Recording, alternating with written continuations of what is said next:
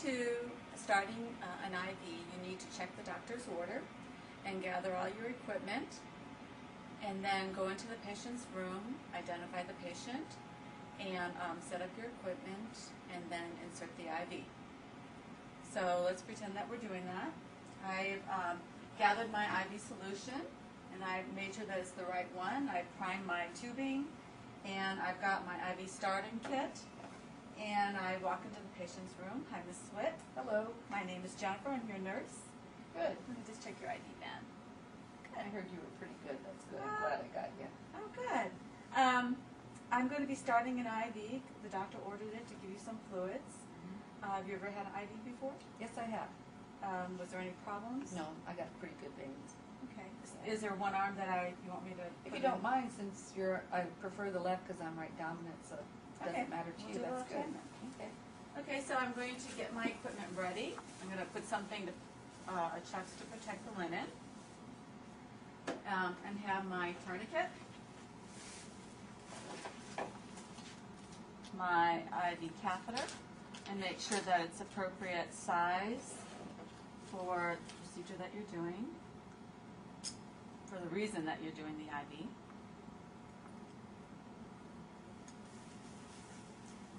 Have some alcohol and your tape. Have that all ready and cut.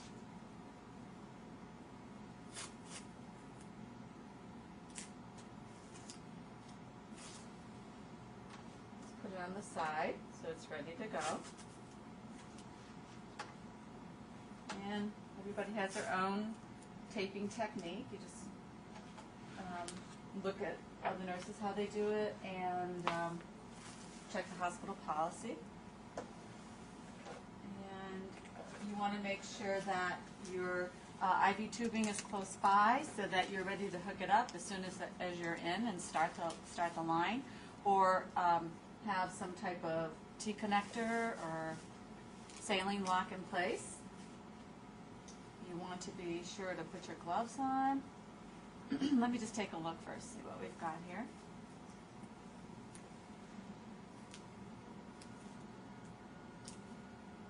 Okay, now can you open and close your hand?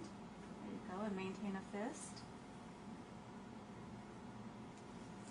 So you want to take a look on the arm to see where the best location is, and she's got several areas here. This one's a little curvy.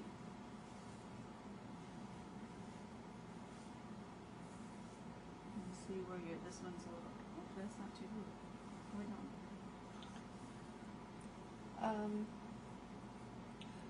I think this one is normally we want to stay away from the wrist, hand and the but wrist. actually that's a real nice one to see. This is a very good thing. Yep, right there. Okay, we're going to go for that one then.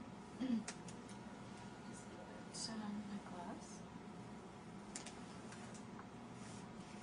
Make sure you know how the offsite comes off because they're all a little bit different.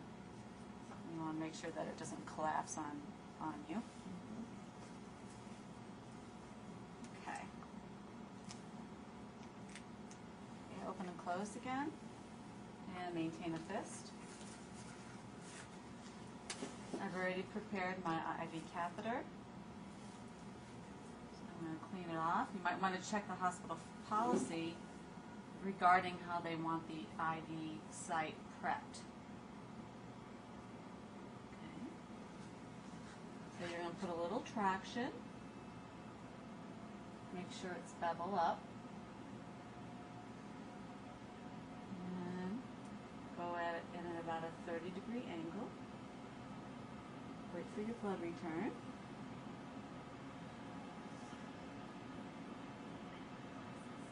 That didn't even hurt. Okay, there's my blood. I'm going to go ahead and advance the catheter and do my tourniquet. Make sure my IV tubing is close by. Put pressure on it.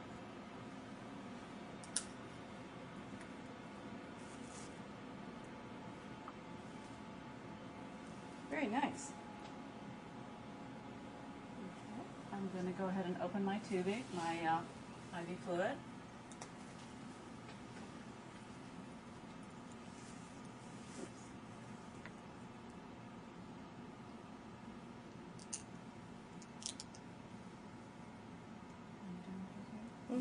relax your hand.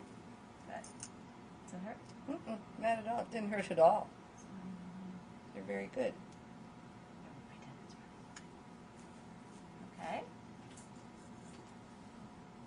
going to secure it just a little bit better here.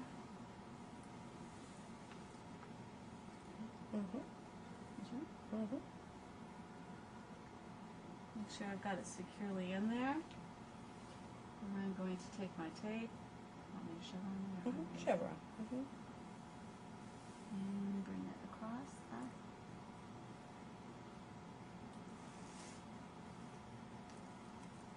Okay. Mm-hmm.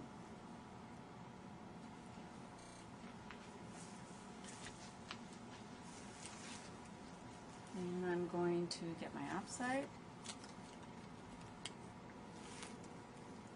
Put it over it so I'm not covering the hub. So when I have to change the tubing, it's not difficult.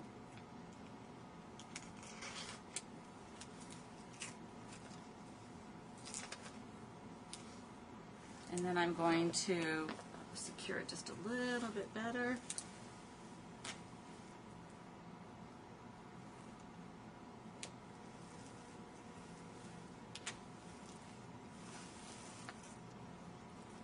Yeah.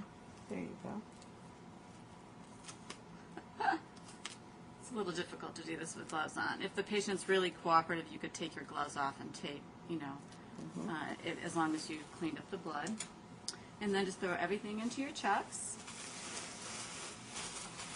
And take another good look at it. Go ahead and date it with your initials and the time. Make sure that it's running at the proper rate. And then document what you did.